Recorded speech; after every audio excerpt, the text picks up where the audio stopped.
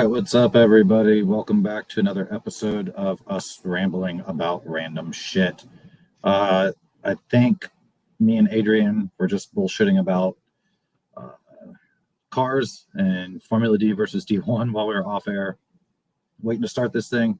Juan just joined us. We're going to continue on with what are we talking about? Building our business? Yeah, Something so like that. we're going to be in building our business part two, or episode two, as you were. And some things that we're going to take into consideration today is going to be, last week was considerations and kind of your background thought process before you start. Now today we're going to be rolling into, do I partner up with somebody or do I not? How do I fund starting a business? And what kind of equipment should I be looking for, things of that sort. So that's kind of what we're going to be getting into today. It's been kind of a long week for everybody, so bear with us, and please comment, interact with us on social medias, YouTube, Instagram, Facebook. Give us some feedback so we can, comment on it. We always enjoy the feedback, and we'll finish up with some story time and Q&A at the end. Yeah, dude, so it has been a long week. I was in the hospital this week with kidney stones, which is not a lie. It is like giving birth, I think, as a guy. It's fucking horrible. Adrian's still settling in from his move, and then Juan's getting caught up after being sick and out of the shop, I think, for a while. So yeah, it has been a little hectic. So yeah, building a business, or specifically this subject, dealing with partners or investors, right? Because I have an investor that invested in my shop. I'm talking to another person that's interested in possibly investing right now. It kind of goes hand in hand with sponsorship, like we talked about a few episodes back. Very similar in nature. But the big thing to keep in mind is valuation of a business, right? Or valuation of yourself as a race team. How do you come up with your valuation? And that's usually taken by, looking at your assets and your gross sales, your net income for the year. And that's the easy part, right? I did $3 million in sales last year gross. We netted about 10 to 20% of that. Okay. Well, there's my valuation for that annuum. However, what about all of the assets, right? Your tools, your wholesale dealer accounts, your relationships can have huge value. I have relationships around the world with different people that give me access to certain things I need, or access into markets that, my investor or my partner may not have. So you need to evaluate that and really look at your strengths and weaknesses. That's kind of where I'll leave that for a second. Yeah, no doubt. One thing that I would also add on to that would be your capital investment. Okay, that's a word that's a term that people don't really hear a lot. I know I didn't know what capital investment was until I started a business myself. But one thing that people forget about that's part of your capital investment is your inventory, right? So you also have to account for that. I know when we file taxes, if you're a business owner out there, you can attest to this. When you're out filing taxes, that also plays a part into what your business is valued at. Okay, and what do you have in stock? What has been sold versus expenditures versus revenue. So that's another thing to keep in mind. I have a partner. He's more of a silent partner, and he only covers capital investment on fluids, but it's a huge help. I went into business myself, much like Seth. I dug it out the mud, man. I didn't have investors. I didn't have a whole bunch of money. I didn't have, silent or otherwise investors. I didn't have any partners in the business. It was just me.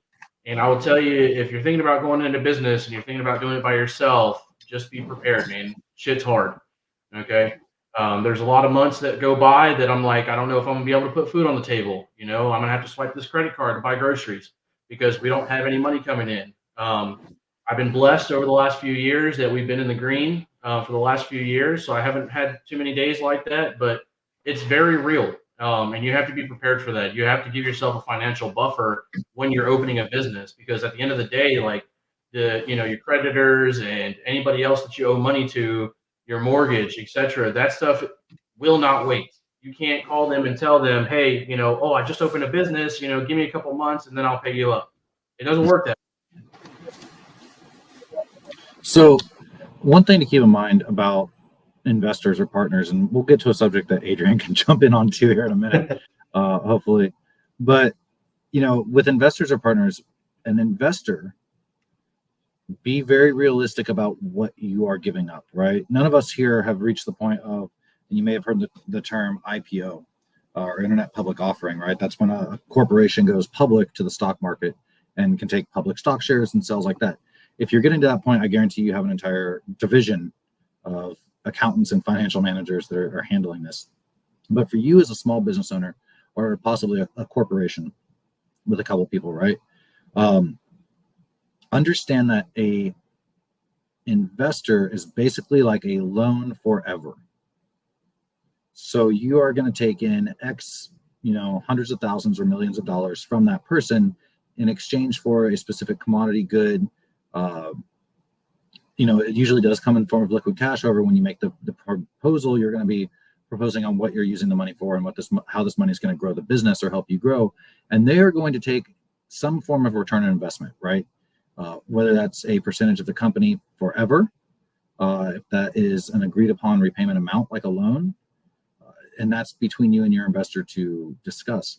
Also, if you are looking at starting a business, depending on where you're at, make sure you check the legalities of how your corporation is set up, or your business, right? So like my business here in the Philippines, because I'm technically a service corporation, I'm not technically set up in a position to sell shares or percentages of the company out to investors. So that has to be handled either through a recorporation, which is a huge nightmare, or through other means with lawyers behind closed doors. So be cognizant of how you structure your company. When you're doing it, you want to make sure that when you go through all the hassle of doing your company and standing it up, that you're really setting yourself for future growth, right? And that's what kills most businesses, is the inability to grow. And that also goes into, what kind of establishment are you trying to open up and how much space are you going to need? Not how much space you want, but how much space are you going to need? If I'm going to go in and open up a motorcycle shop, for example, I'm going to open up a motorcycle shop doing what I do now, but my building's only going to be, I don't know, 20 by 60 or 40 by 60. Is that going to be big enough? Is there room for me to grow in that? Those are some things that you have to take in consideration. And if you have partners in the business, in my case, my partner came on later down the road, and we had to discuss, okay, where do we want the company to go from here? Like I said, he's a silent partner, and the biggest thing is like, and I'll share with you guys, I'm very open about my business, about what I do, but for example, you have to hash out those details with that partner or with that said investor and decide, like Seth said, what kind of investment are you making? What kind of term are you going to be on? Is it going to be royalties? Are they going to be taking royalties for X amount of years? Things of that sort. Do you have to buy into that? So like I said, those are some things that you have to take into consideration. In my particular case, my partner came on later down the road. I was already established business. I already had a good reputation. I'd hope. But we have a solid following down here in North Carolina, not just North Carolina, but across the nation. And it's really cool to have somebody come into that and have something that's already established. And it started with just a living room conversation, if you will. We were talking shop and hanging out. He was one of my prior customers. He likes what I was doing, and he wanted to see me succeed. So he's like, "Hey, man, I want to join you. I want to be a partner." And he started investing in our fluids. So he covers all of our fluid costs. Well, then we had to work out a deal and say, okay, if you're going to be a silent partner and you're going to be in the fluids costs, I make all the decisions for the company, but any fluid sales that we make, you make 100% revenue off of that. So any fluids that we pour into a bike, he gets 100% revenue from that. And not only that, but he also, so he's making commission off of what he buys and plus retail profit, right? Because we buy for X amount of dollars, we sell for X amount of dollars, he makes 100%. But you have to be able to have the business model that's one strong enough to suffice that, right? If I'm giving him 100% profit on fluid sales, and that's how he makes a paycheck every month, how am I going to make my paycheck? For example, we have Harley Davidson. I do a 3-hole change for 275 plus tax, right? So it comes out to like 320 ish, right? So let's say $320. Out of that $320, I'm giving my partner, he's taking $120 worth of fluids. Well, I still got a profit margin, right? I still got a decent profit margin. So we have to take that in consideration, So have those conversations. If you have somebody that's invested in or interested in starting a business with you, you got to sit down. You got to trust that person, number one, right? You have to trust each other, because at the end of the day, that investor is giving you his money, his or her money, okay? But you also have to trust that they're going to help take your business in the right direction. You don't want somebody that's going to sit there and have a bad outlook on business in itself and be a bad representation of your business and your brand, something that you built, right? So you have to really that's actually a really good transition point too, right there. Sort of. So I think that's something that Adrian can really speak to. Is you had your run-in, we've talked about it a couple times, but when you started trying to do your track organization thing, picking partners that are going to represent your image that you want. And I think you had some disagreements with some of your partners at some point. So, I mean, everybody at face value, when you get into the sport, when you get into a business or whatever, it's going to be like, oh yeah, I love it. This is my life, blah, blah, blah, blah, blah. And it's kind of up to you, like, to give it time, feel them out, see how committed they are and what it is they actually have to offer. So for me, when I separated from the military and I moved from Las Vegas and I left my racing program over there, I was like, oh, I'm going to take a break, but if something gets me excited, like I'll get back into it. And then boom, I had this, like, let's do a 5K shootout in Florida since Clutch Kickers was gone. And, the market was there for it. And there were some other factors that played into it that was kind of brought in by those guys. But yeah, once we got down to the nitty gritty, some of it was personal. Some of it's like you can't hold it against them. Like they own businesses, they work 60 hours a week themselves, and you have to prioritize that. But for me, it ended up being I'm putting in 60 hours a week just on hosting these events.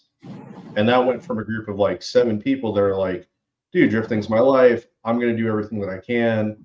We're going to help you out. We're going to handle merchandise. We're going to handle social medias. We're going to handle X, Y, and Z. And then slowly it just becomes like 6 people down to it was ultimately 2 people. I had one of the other guys helping me, and it's not efficient. And that's kind of where the business plan side of it fell apart. And had I waited, a couple months and we started small and tasked some things out, I think we would have realized that, and I might have found some different people to do it with. But yeah, I took them at face value, and we just kind of like rushed into it, which was a bad business move on my end. Yeah. So I think one thing kind of we can talk about, moving sort of off the subject, right? Bottom line with your investors, your partners, man, is vet them out. Make sure that they're bringing something to the table as well that's going to benefit you besides cash, right? Make sure that they, and it's hard to say because every investor is going to be different and every business is going to have a different situation. So I can't sit here and tell you, make sure the investor knows about the industry, because they might be like an angel investor or just, for lack of a better term, a hedge fund guy. Maybe they at least have an interest in what you're doing as far as the industry, something like that. So they can have some insight, or they have a lot of experience in marketing, something to help you grow as well, because your investor should want to see you grow so that their investment grows. Always keep that in mind, right? If they're not helping or they're not putting forth effort, then it may not be a solid investor, or maybe their first time doing it, something like that. But one thing that don't screw your partner over too. Like if you've got a partner or somebody that's willing to invest, don't screw them over. Man, you know what you're doing. If you're cutting them short and you're not giving them a fair profit, if you're not giving them fair revenue or split shares or royalty or things of that sort, eventually that shit's going to catch up with you. And those people that are dishonest are never going to last in the industry, in any industry. As a business owner, if you are like that, you will never last. I will be the first one to tell you, if you hate me, I don't care. Okay? But I'll be the first one to tell you, do not screw your partner over. Do not screw your investor over. If things don't work out, sit down, have that closed door conversation, and let them know, hey, man, this is not where the company, this is not where I intended the company to go. This is not the direction I wanted. We're not progressing as much as we should have. Have that mature conversation. Okay? And then if it's time to cut sling load, cut sling load. You know what I mean? But you guys need to make sure you are on the same page 100% of the time. Yeah. So one thing too, and Adrian, I know you'll have some insight to offer people on this one, is licensing. Whether that is starting a race organization, or it is putting together a shop, or it is starting a cafe, right? Whatever it is your intent is to do, there is a whole lot of paperwork, especially depending on which country, which state, which province that you live in. So licensing. Let's give some examples here. In Japan, because I actually got asked about this by a guy last week. If you want to open a shop in Japan and you want to do services of any kind, you have to have a licensed mechanic on staff. And for those of you that don't know, a licensed mechanic in Japan does not mean some dickhead that went to tech school and got an ASE certification, right? It is a 4-year degree and goes to college, and the majority of them actually never turn wrenches a day in their life. They put their names on different shops' books and take a salary for being the mechanic on staff, and that's how they make their living. So you're going to have to pay that out, right? And that's part of the licensing.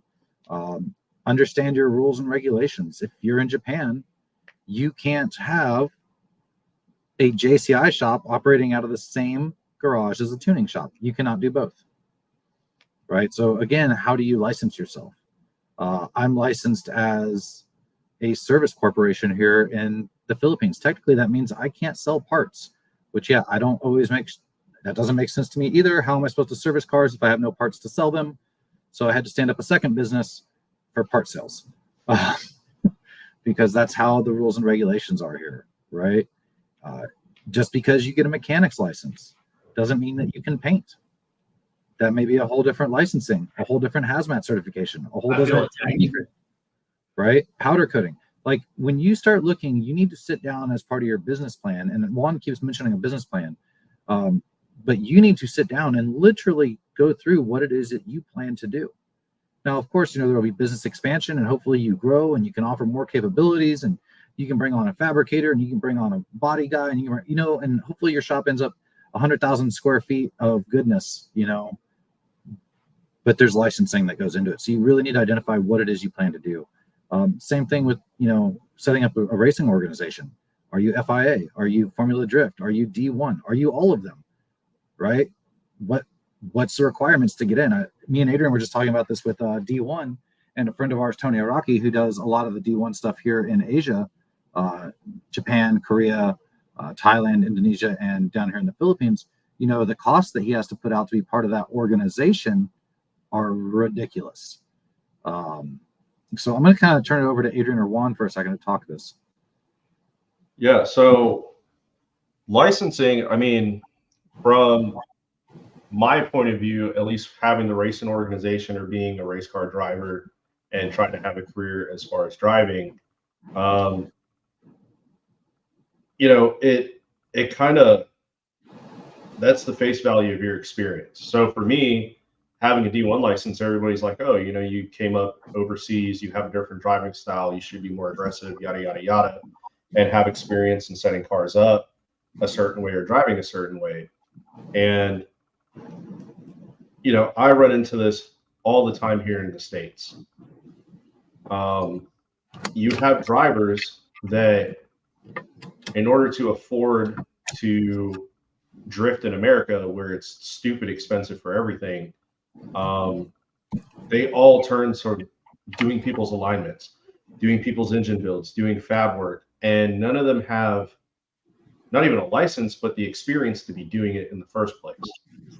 I can't tell you how many people I've seen that are like, they do one clutch job on like a 350Z, and then they're like, bring your C6 Corvette to me, I'll take care of it. And like, it's great promo on social media, And then somebody does end up going over there and it becomes a shit show. Like having licenses as a driver, having licenses as a shop, and people that you bring into the equation, knowing their backing, their experience and stuff like that, that's your potential, right? So like I just talked about the guys that I got into business with doing the racing organization. It wasn't until after we came up with the business plan, like I said, we rushed into this, so I overlooked a lot of this, that I found out like these guys have no experience like at an event that isn't like a grassroots skid pad event. Like they don't understand how pits work, how a top 32 bracket system works. Like everybody that I was like, hey, let's run this competition, had never been to a competition or followed competition driven. So the guys I go into business with just didn't have the experience to help organize something like that. So it's like a learning curve at the same time, but that meant I'm the guy that's literally on my computer setting up a 32 bracket. I'm the guy that's literally sitting there doing all the social media, coming up with the posts, coming up like the networking with other business owners, track owners, calling for the insurance.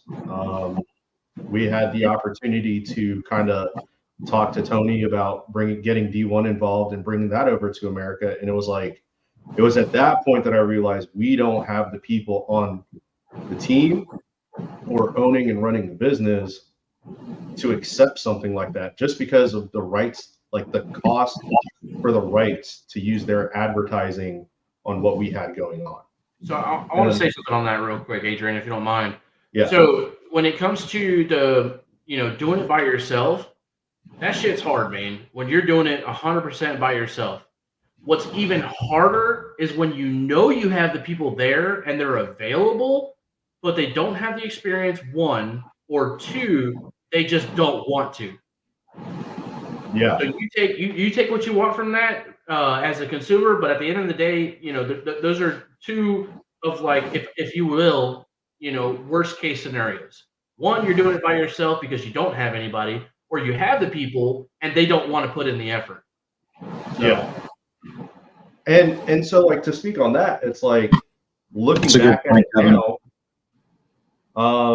looking back at it now, it would have been worth paying qualified people to step in and handle those responsibilities when it came down to like producing merchandise, doing our marketing, and handling our media and stuff like that. And at the time, you sit there and you're shopping around and you're asking people for quotes like, hey man, how much would it cost for us to get our advertisement out to X amount of people in this area and try to draw them in? And they're like, oh, $350. And at the time you're like, dude, I don't have $350. And at the end of it, you're like, dude, that would have been totally worth the $350. So that's actually a great point. It goes right into the next thing I was going to bring up on this subject, Adrian. Literally dovetails. Thank you. So well done. Mm-hmm. All right. So one of the things is you have to grow. As a business, you have to grow. That is part of it, right? And you've heard the saying that small businesses usually don't survive the 3-year bump.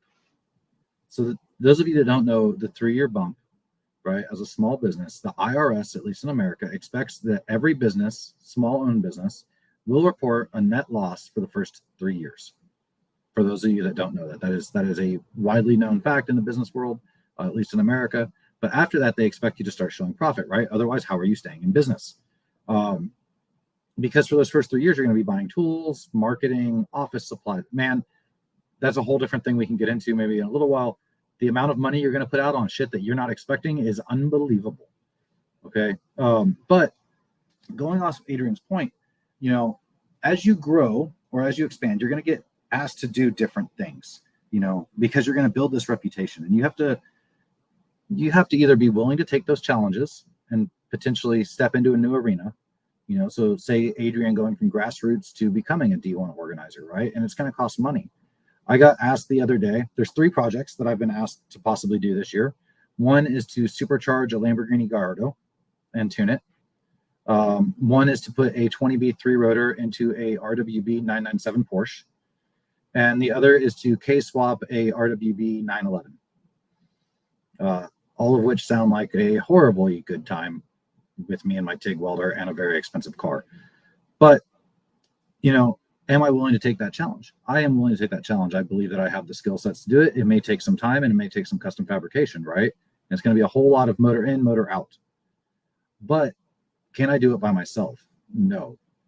So when I looked at hiring staff, and you do need to realize as a business owner and be very realistic about it, is when do you need to start hiring people? When is it no longer a one-man show or a you and your buddy kind of show? When do you need to start hiring people and be the boss, right? So in my case, I have two choices. I can hire generalized mechanics down here in the Philippines, and the average salary for a just general run-of-the-mill, not school-trained dude that knows how to turn a ratchet and take parts on and off a car maybe is 15 to 20 US dollars a day, maybe. At the bare minimum wage is like $12 a day, right? Not an hour, a day. That's cheap. Or, yeah, gotta love that third world labor. Wish, dude, I'm paying out $80 a day for one person. So, or my choice is to get mechanics that have experience in a performance garage and a performance environment. And so I'm actually have two guys starting. They were recommended to me by a good friend, Booty Dabasol. You've heard me talk about him before. They used to work with him at another shop that went out of business here. And since then, they've worked at a couple other performance shops. But one is basically a supervisor role guy already. He's at the point of becoming a shop lead supervisor for his own mechanic team. And he's going to get paid, well by Filipino standards because of it. And the other is a fabricator that can also mechanic. Right? And he can do all the firewalls and the roll cages and all that. I need to teach him how to TIG weld because he only knows how to use a MIG, but we can work through that, right? So 2 points there.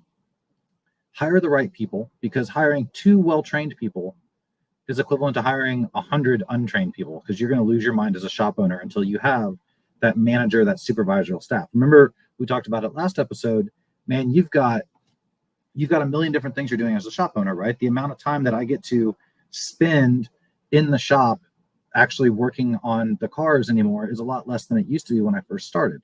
So I need good, reliable mechanics, if that makes sense, right? I need guys I can say, hey, go take the subframe out of that Skyline, get the gas tank down, firewall the trunk, and then let me know when you're done, sort of thing.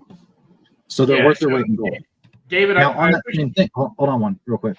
On that same thing, supplement those guys as you begin your hiring process with guys that maybe have no experience or minimal experience, and pay them accordingly and train them, because they're going to come up in your shop, right? And yeah, you can't guarantee they'll stay with you, but if you treat them well, offer them some education, especially in my situation where I live, I'm taking the kid that sweeps my garage floors right now and cleans the bathrooms, and we're taking him to the next Drift Matsuri to work as part of the pit crew. And his job is going to be running to get water for the driver and wash the windshield and shit, right? Like, that's going to be his job, and get the tools that the mechanics yell for. But it's somewhere for him to start. And you know what? Down the road, man, if he does good and he works hard, we'll let him start turning wrenches, and I'll start educating this kid. And it works 2 ways. One, I get to raise a kid from scratch that works under my mechanic team and is only going to know the way that we do this work and learn our standards. And 2, potentially I might help this kid get a better life in the long term, instead of being a kid that just sweeps floors with no education the rest of his life, kind of thing. So we'll give it a shot, but diversify your workforce. And yeah, like David said, delegation is the key to scaling and growing, 100%. So I'll turn it back over to Juan, your point. Yeah, man. So I saw David's comment, David Martin. I appreciate you, man. The second, excuse me. I don't want to disrespect you. David Martin, the second. Delegation is key. Absolutely. 100%. But at the end of the day, we're all about doing it right the first time and taking your time, doing it right the first time so you don't have to go back and keep doing it. Absolutely a great point. When you're starting a business, man, that shit is hard. And I will tell you, I'll be the first one to tell you, when I first started my business, I was by myself for the first year. The second year, I hired a couple guys, but I knew coming into this that they didn't have any experience. They had zero knowledge on what we were doing, but they were willing to work and willing to learn. Okay. At the end of the day, I needed extra hands. So I hired them as shop hands. A little bit better than minimum wage out here in North Carolina, but at the end of the day, one, I had to pay them and I had to teach them. So you have to take that in consideration. The other point that before I forget, the other point that I wanted to go back to was know your limitations. Seth made a great point. Adrian too. You both made a great point on knowing your limitations, knowing what you're capable of doing by yourself. Okay, know what your team is capable of doing. Dude, if you can't rebuild a motor, don't take the job. That's okay. And that goes back to building those relationships with other shops and say, hey, man, I can't do this job for you, but there is a shop I can recommend, and push them that way until you gain that knowledge, until you're capable of doing that, until you have the team to do it or the equipment. All right. So take that in consideration, right? The other side of that too is, again, when you're first starting a business, I needed help. I needed hands. That's what I needed. I can teach a monkey how to turn a wrench, okay? But to do it well is a different story. I needed a monkey to turn a wrench. I needed people to help me push these easy jobs out, doing services, doing tires, things of that sort, to make sure, like, okay, we're at least making our daily revenue. We're at least making our rent, you know what I mean? And then I'll take care of the big jobs. I had an opportunity to hire a master technician, okay? When I went to go talk to that master technician, we sat down, we had a nice dinner. I invited him out to dinner. We had a couple drinks. We sat down and talked. I paid my shop hands $10 an hour. Now, mind you, some people around the world that are watching might say, okay, that's real cheap, but minimum wage in North Carolina is $7.25. Okay, it's still $7.25 an hour. So I pay my guys $10 an hour. It makes it easy for me to make payroll, makes it easy to calculate, and it keeps them around. They're learning, right? I don't mind taking the time to teach somebody if I have the time, all right? But when I went to go sit down with this master technician, he turned around and said, yeah, minimum, right? He's been a master technician for 20 years. Minimum, he wants $28 an hour, minimum. Then I had to go back to my books and look and say, okay, is that something that I can financially afford? No. At that time, no, I could not afford it.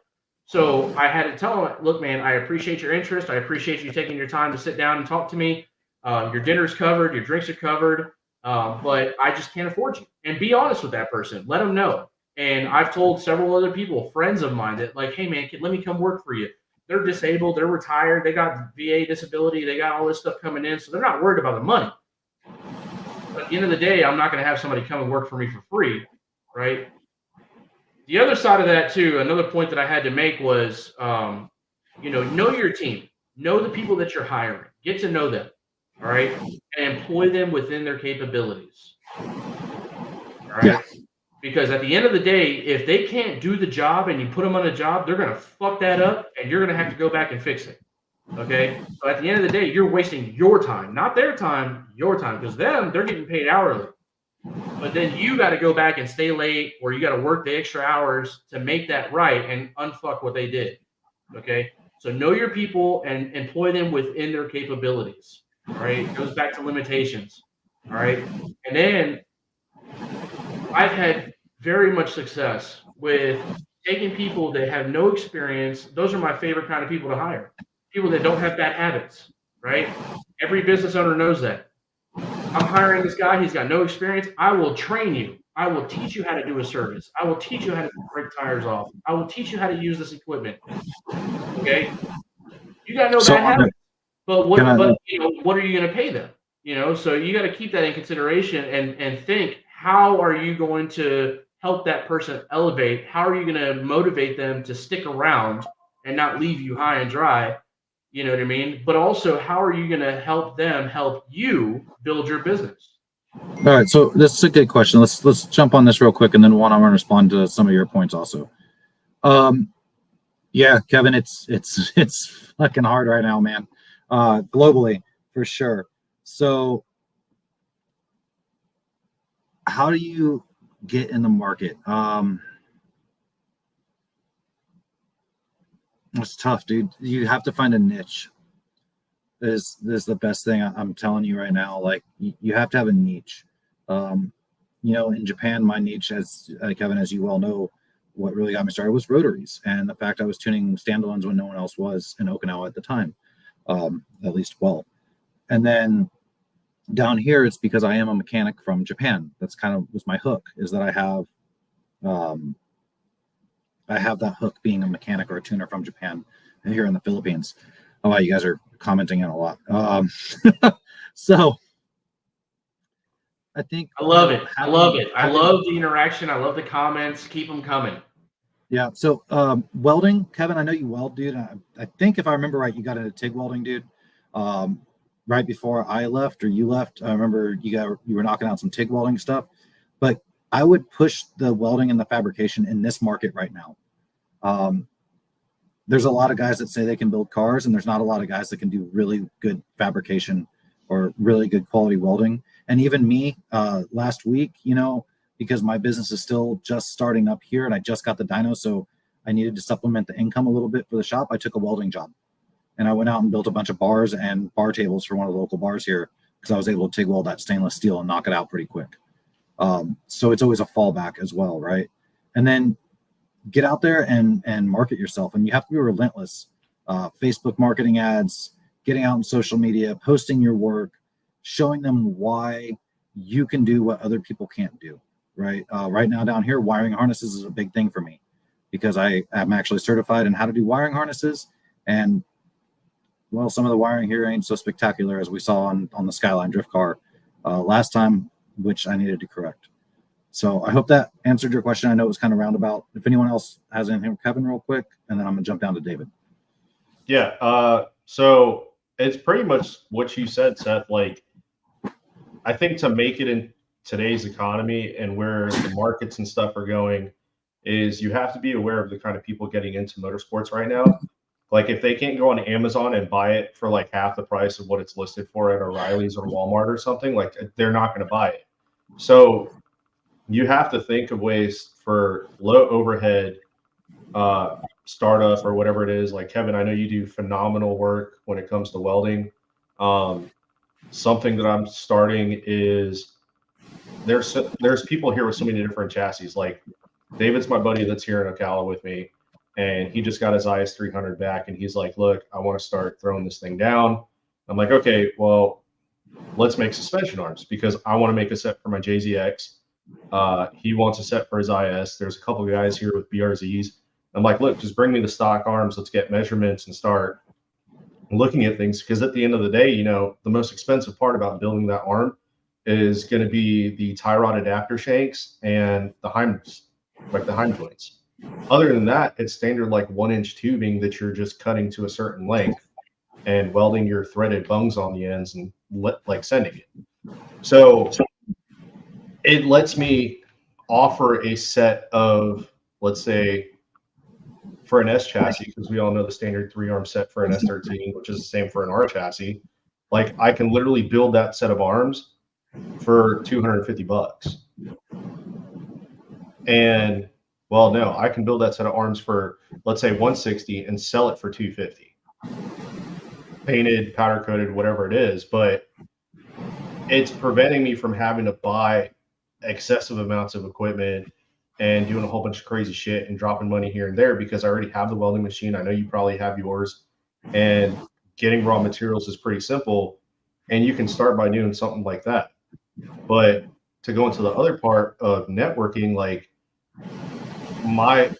the way I'm approaching it, I have these guys, I'm like, hey, cover the materials for us to make prototypes. Let's test it and get the design right. And then I'm just gonna be like, hey, take this, run with it, advertise it. And then I'm gonna go and invest on social media, because when you look around, all advertisement is people reposting things. Like I know who Lee Yearwood is. I know who Real Street is. Like these guys are all over Facebook with quick videos on like, this is how you build a 1,000 horsepower 2JZ in 60 seconds. Like they're doing things like that show their capability, and they're doing it really quick where anybody's willing to watch it. Like you post an 8-minute video, nobody's really going to watch that unless they're really, really into what you have going on. But you post something that's 15 seconds long, people are going to at least view it and then swipe up. Kevin, on that too, man, if you do decide to pursue this or you want to talk more, feel free to hit me up, and I'm more than happy to help you out with some wholesale and stuff if you do start your business and get your business license and all that, to help you get your feet running. David, dude, so reading yours, I think that really ties into the knowing your team, like Juan was talking about. I've also had guys work for me, and the pay was pretty fair for the hours they worked. But a lot of people, they hear performance shop and they think it's going to be this glamorous work putting out race cars. Well, that's the end product, right? But no one sees the fucking transmission oil on your face and working till 10 o'clock at night, and, fucking grinding, welding. Kevin, dude, anything. Kevin, same thing goes to you, man. I'm gonna extend my arm out as well. If you got any questions, man, my inbox is always open. Feel free to reach out, man. So I'm very open. I coach a lot of veterans too. But I'm all about teaching and coaching, and I love it. So if you have any questions, don't be afraid to reach out. So the other thing too is, yeah, man. The point, and it comes back to the point I wanted to make, and I think David kind of alluded to it in his comment right there, is he watched the shop owner run himself into the ground because the guy started off great and then started slacking off. One, your employees are never your friends. It doesn't mean you can't be friendly, but you are the boss. They are the employees, and you have to be willing to fire them. I've fired numerous people for various reasons. I've had people quit for various reasons. The work was too hard, the heat, their health issues, their back, because I also work with veterans, and I get it, man. Like, their body wasn't up to it. Fuck, my body's not up to it. I just do it because I'm hard-headed and it's my business at this point, right? But what are you gonna do? I was in the hospital this week, like I mentioned before. So knowing your team, being willing to fire them, but also when you hire people, right? And Juan mentioned he hires untrained people. Ask yourself as a business owner, do you have the time to put into it to train them? Because they're only going to be as good as their training is. And one thing that I like to do is, after I have a guy on and after he spends some time and proves that he's going to ethic, I like to give them bonuses. Not only, if we do well for the year or whatever, kick them, especially here, kick them some Christmas money, some holiday money in the Philippines, because I know money's always tight for the family, right? Especially during the holidays here. But also give them education. Give them something that they can't afford for themselves. Like, my mechanics could never afford to put out the money to take a Horsepower Academies course necessarily, right? But if I want Mechanic A to become my suspension alignment guy on the laser alignment system, why not send him to a suspension training course? It makes him feel good because it feels like he's, growing and advancing in the business, which he is, but it also provides me now a trained employee, right? And now I expect this guy to be able to do these suspension things, or this camber thing, or this fucking corner balancing thing, or whatever it is, right? Wiring harnesses, engine building. Obviously, the longer they stick around, the better they go. Because you should be, as a business owner, if you ever want to be quote unquote wealthy, you should be working yourself out of a job. And that's a phrase that you hear in the military too, is you should be training yourself out of a job, because you should be training your subordinates to be able to do everything you can do. Period.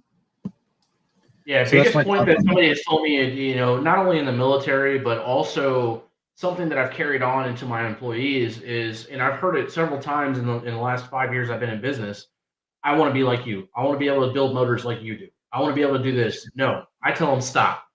I don't want you to be like me. I want you to be better than me. Okay? I'm not afraid to teach somebody and pay for their education to be better than me. Because at the end of the day, it's going to benefit not only you, but it's going to benefit me. And that's one thing that I always take in. And people, my close friends and stuff, that they know that I work for Panda Express Corporation. One thing that stuck with me from that corporation was a win-win. Okay, I'm all about creating a win-win. I will tell you right now, as I'm sitting here on this podcast, I'm texting one of my employees, and I told him, I want to make you an AMSOIL dealer. People think AMSOIL is a Ponzi scheme or whatever the case is. It's legit. Okay, you have to invest into it, and et cetera, et cetera. But they make commissions, they make retail profits. I make a piece of the pie as well. So it's a win-win situation. Not only is this person an MC, so he's got the clientele to reach out to, but again, it's a win-win situation. If I'm going to invest in this person, again, it goes back to, you got to spend money to make money, right? If I'm going to pay for this person's, classes online or pay for him to get an AC certification, or in my case, right now, I'm working on getting our inspection station set up and paying for my guys to go to the inspection course because I'm in America and whatnot. I'm going to invest in them. I'm going to be willing to invest in them, but they got to be the right person, right? I've had some shitty employees, man. I've had some guys, like David said, some people show up and they're great at the interview. They have everything. They hit all the nails on the head. They hit all the points that I'm looking for. But when they show up to work, what they told me they can do and what I've seen that they can do is two totally different things. Don't be afraid to fire somebody. Like I mentioned in the comments, at the end of the day, you've got a business to run. You still got to put food on the table. And if that person's costing you money and not making you money, what good are they? Why are they still around? Have you not fired them yet? And it sucks because a lot of the people that I talk to, right, they become friends. I get close with them. But at the end of the day, you have to be able to draw that line in the sand and say, hey, at the end of the day, I've got a daggone business to run. I've got bills to pay. I got to pay for my daughter's gymnastics. And you're fucking me over. You're costing me money. You're constantly breaking shit. You're not willing to learn. You're uncoachable. Let him go. So here's another thing, and I totally fucked the spelling up on that per usual. But one, like I mentioned down here, quarterly reviews with your employees. You owe it to your employees, right? Not to be all super corporate or anything, but you owe it to your employees to sit down with them and tell them why they're not advancing, or why they're not going to education, or why their work isn't to standard, or hey man, you're doing a great job. We just don't have the money right now to send you to school, but you're first on the list the minute that we do, right? Things like that. For you, the aspiring business owners out there, man, education for your employees is 100% a tax write-off. It's a tax write-off for you. It's a tax write-off for them. It's a tax write-off for anyone associated with your business. Send them to any kind of formal professional education, whether that's online, in person, going to PRI show, sending them out to SEMA as a reward, whatever it is that you as a business owner feel like you need to do to keep educating your employees. That's it. If that guy's in charge of marketing and you want to send him to a fucking Microsoft PowerPoint class, tax write-off, so he can make better advertisements, right? 100%. You're going to get your fucking money back. Quit being greedy. You're going to get your fucking money back. So there's that. Two, going to Juan's point, don't be afraid to fire. We mentioned that, right? But also don't be afraid to pull them in, mentor, and coach. And if they're usually a good employee, man, you have to know your employees, especially in a shop environment. It's not corporate America, no matter how big it gets. Okay, yeah, maybe like a Jiffy Lube or something, right? Where it truly is international corporate bullshit. But, in a true performance garage, man, like if your employee's not performing, there's probably a reason. Like, find out why. Maybe his dad's sick, or his fucking mom's dying, or whatever, dude. His wife's cheating on him with the dog, something. One thing you got to understand is, seek first to understand, then to be understood. Think about that. Seek first to understand, then to be understood. If you don't know what the fuck that person is going through, you're never going to know. Ask the question, hey man, what can I do to support you? If they're not performing, ask them, hey, what's the deal, man? You went from being 10 out of 10 to now you're fucking mediocre and you're costing me money, not making me money anymore. What's the deal? What's going on? And the other thing I'll tell you as a business owner is don't get PTSD from hiring people. I'm not even kidding. You hire someone, especially when you're first starting out, man, you hire someone, maybe it's a good friend, right, that shares similar interests, because you're the business owner. There's a reason you're the business owner and they're the person that wants to join your business, probably because you have a bit more motivation than them, or you're willing to take that risk. And you put time and you put knowledge into them and you put education into them or whatever. But this typically happens when you're younger in business, and then they leave. Or in my case, I had someone come and learn almost everything I could do and thought it was so easy. And then I found out he was taking work behind the shop's back that should have been coming to the shop. Drop a name. Who was it? Yeah. Jesus. But I found out that he did. He took a lot of that rotary knowledge. He took a lot of that rotary engine knowledge that is pretty specialized. And he was doing rebuilds and shit behind the shop's back, which is lost revenue for me when I'm already paying him. You know what I mean? So I took that pretty personally. In fairness, he did call me years later when he got back to America, and he was like, "Man, actually running your own shop's a lot fucking harder than it seemed like." I know Because at the end of the day, if he fucked something up, I was still the safety net, right? Big old master mechanic can come in and save your ass if you really fuck it up. But when there is no safety net, when you're the business owner now, and you've got to figure it the fuck out because your reputation fucking depends on it. It's a lot harder now, huh? You know, and how many times? And that's one thing that that I have been dealing with over the last couple of months. So one of my employees got a kick-ass job contracting. That's cool, man. Hey, look, I'm never going to stop you from leaving my company to go for a better opportunity. If you got a better opportunity, go for it. I'm going to support you 100%. And I'll tell that to any one of my employees, even to date. I don't care. If you got a better opportunity, I will not hold you back. Go for it. But when you go and take this contract job and then you start doing side jobs to make extra bread, look, man, I get it. You got bills to pay, but you're using my shop. You're asking to use my tire machine for free. Ain't going to happen. You know what I mean? And I just had a conversation with this guy yesterday. And I told him, I said, look, dude, I waited for you. I was going to teach you how to do wheel bearings. You ghosted me. You never showed up. You never even texted me. Don't be that guy. Because I'm going to tell you to fuck off. All right? Yeah. And I'm sure Seth and Adrian can attest to that. I will tell you to fuck off. And they'll do the same thing. If you're going to be that guy and take all this knowledge and try and make this side money on yourself, dude, you're taking money out of my pocket. 1. 2, you're asking to use my shop? The audacity. Brother, come on, man. Gotta do better. I want to throw my 2 cents in on this shit. Yeah, dude. So, having been on both sides, working in a shop and kind of running my own thing, when people that are young come in and want to work for you, like, you have to pick what you're doing. Like, you can't say I'm a performance shop and then 90% of your work is fucking oil changes and like brakes, right? So last month 2 months ago, I get offered this job. It's like 80 grand a year. It's 1099 off the books, whatever. And it's a like 45-minute drive from the house. So I'm sitting here waiting and I'm like, dude, that's more money than I make right now, plus my veteran disability and shit. And I'm like, I would have 6 figures a year. I could start racing again. But then I had to ask those questions like, what is the workload?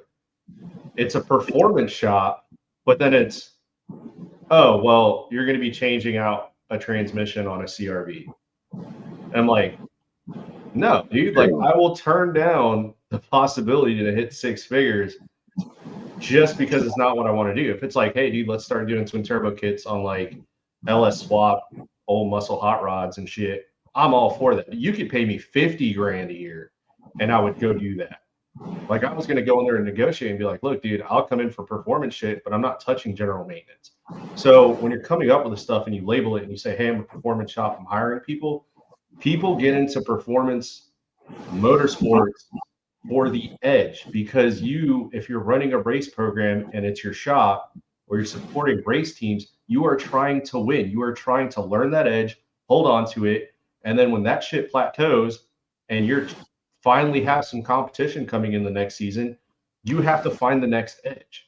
So you have to keep people that are coming in under you curious about it, dude. Like, you have to inspire them and motivate them and keep pushing to the next level. Because back to like what David said, when people plateau, it's because shit becomes monotonous. Like, you're going in doing the same repetitive general maintenance shit, and it's not, hey, this is new. And unfortunately, that is part of it, though, dude. Like, you got to pay the bills, right? Like, 100%. And I was gonna say that too, man. Adrian, that's a great fucking point, dude. 1, you got to be transparent with the people that you're hiring. Got to be transparent. All right, you got to let them know, hey, man, yes, this is what we specialize in. However, you are going to be doing general services and repairs. It happens. You know what I mean? And I'm that shop, dude. I do general services and repairs, but I also build some badass bikes. I paint some badass bikes. We've got the resume, we've got the awards, we've got the trophies, whatever the fuck you want to call it. We've got the shit to back up that we build badass bikes. But so there's for example, 2 points. Hey, I'm doing a 3-hole change, man. That's a general service. I'm doing oil change, transmission, flush, whatever the case is.